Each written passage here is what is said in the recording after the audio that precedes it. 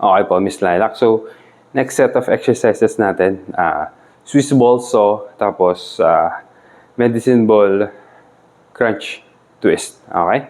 So, pakita natin. Ano naman na pala? Core workout siya. So, working the front.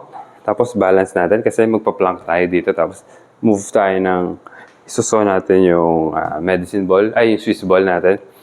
Tapos, gamit tayo ng med ball para sa strengthening naman ng core natin and the obliques. So, crunch tayo, then twist. So, pakita ko pa. Alright?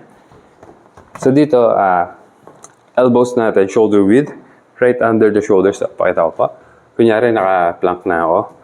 Dito lang, sa ilalim lang ng shoulders yung elbows. Tapos, move natin forward and back ng konti mamaya. Pakita ka.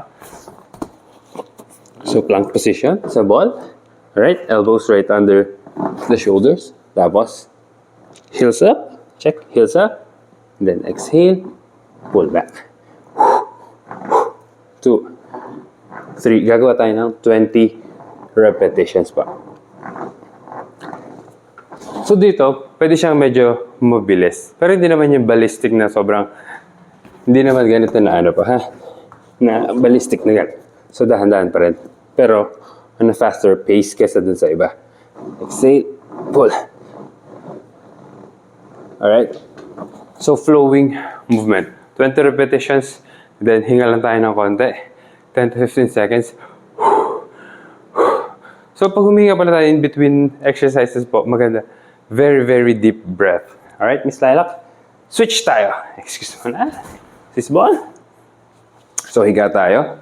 Dito po, bend knees yung crunches natin. Alright. Hands, hawak. Or dito sa gilid, kung medicine ball tayo. Alright. So, check po. Check natin yung paa. Yung knees natin. Bend. And then, crunch tayo, tapos twist mamaya. So, dito gagamit tayong konting momentum from the weights. Alright. Pakita natin. Up, and then, twist. Alright. Inhale, dahan-dahan pababa. Exhale up. Inhale down.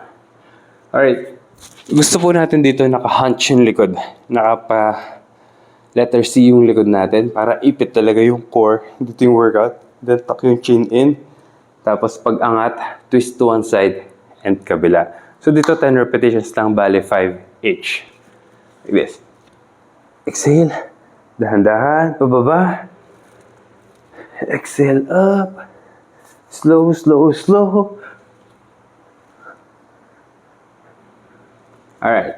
So, kunyari, 5-5 na yun. Tapos, another reminder, okay lang po nakataas yung toes or flat. Alright? Flat for more stability. Then toes para sa control. Alright? And, yan. 10-10. So,